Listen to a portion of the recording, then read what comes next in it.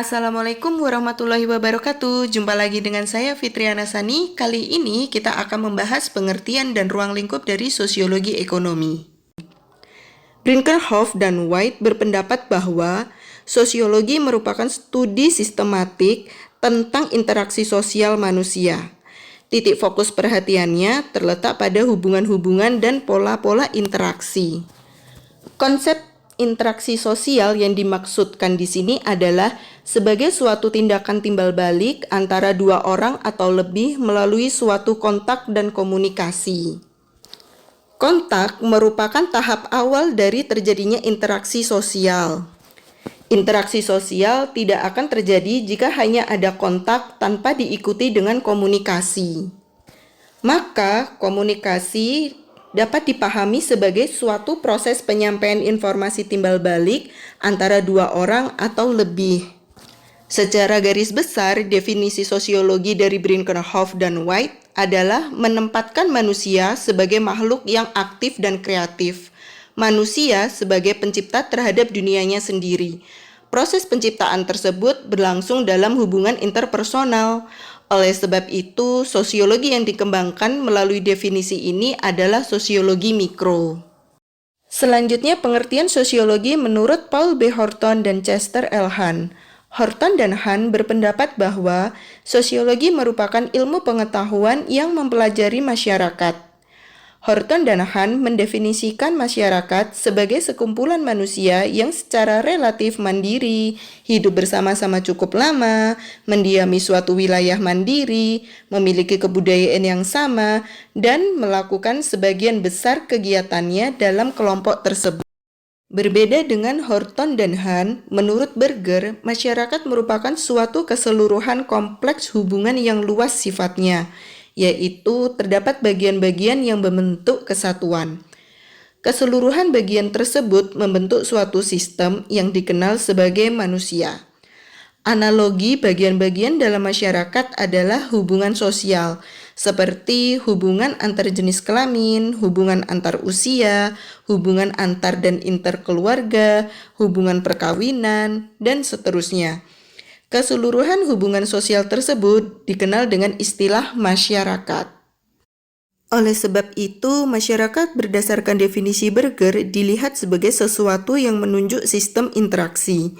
Sistem merupakan sekumpulan dari bagian atau komponen-komponen yang saling berhubungan dalam ketergantungan satu sama lain secara teratur dan merupakan suatu keseluruhan.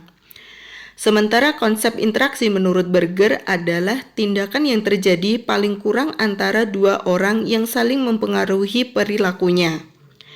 Berbeda dengan definisi Horton dan Hahn yang lebih menekankan pada aspek ruang dan kuantitas, Berger lebih menekankan pada aspek kualitas dan konstruktif. Setelah dijelaskan dua definisi yang berbeda tentang sosiologi, maka di mana posisi kita dalam melihat sosiologi ekonomi? Posisi kita di sini adalah menggabungkan dua definisi di atas. Dengan cara itu, kita memandang sosiologi sebagai studi ilmiah yang berhubungan dengan masyarakat yang di dalamnya terdapat proses interaksi sosial, baik interaksi interpersonal, interaksi antara individu dan kelompok, dan juga interaksi antar kelompok. Dengan kata lain, posisi kita berada antara tataran sosiologi mikro dan juga sosiologi makro, serta antara realitas objektif dan realitas subjektif. Selanjutnya, pengertian ekonomi di sini adalah suatu usaha dalam pembuatan keputusan dan pelaksanaannya yang berhubungan dengan pengalokasian sumber daya masyarakat, baik rumah tangga dan pebisnis atau perusahaan yang terbatas di antara berbagai anggotanya, dengan mempertimbangkan kemampuan, usaha, dan keinginan masing-masing. Atau dengan kata lain, cara masyarakat mengelola sumber daya yang langka melalui suatu pembuatan kebijaksanaan dan pelaksanaannya. Pengertian sosiologi ekonomi. Sosiologi ekonomi dapat didefinisikan dengan dua cara. Pertama, sosiologi ekonomi didefinisikan sebagai sebuah kajian yang mempelajari hubungan antara masyarakat yang di dalamnya terjadi interaksi sosial dengan ekonomi. Kedua, sosiologi ekonomi didefinisikan sebagai pendekatan sosiologis yang diterapkan pada fenomena ekonomi. Fenomena ekonomi terus berkembang seiring dengan perkembangan teknologi, informasi, ekonomi, dan juga sosial budaya masyarakat. Fenomena ekonomi sangat banyak dan beragam. Tidak hanya pada tataran mikro seperti tindakan dan perilaku ekonomi, tetapi juga ada pada tataran makro seperti budaya ekonomi. Selain itu, tidak hanya menyangkut sebagai realitas subjektif seperti belanja, tetapi juga realitas objektif seperti ideologi ekonomi. Melihat perkembangan sosiologi dewasa ini tidak terlepas dari debat lama antara sosiolog dan ekonom tentang pendekatan terhadap masyarakat dan ekonomi.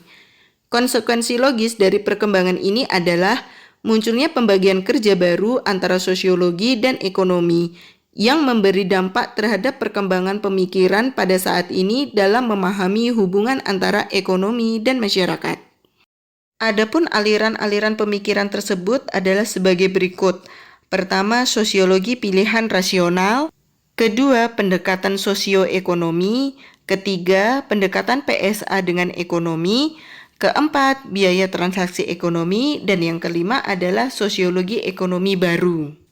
Kelima aliran tersebut kemudian digunakan oleh para ekonom dan sosiolog untuk melakukan perluasan dan penggunaan model-model ekonomi pada analisis sosial dan masalah sosial.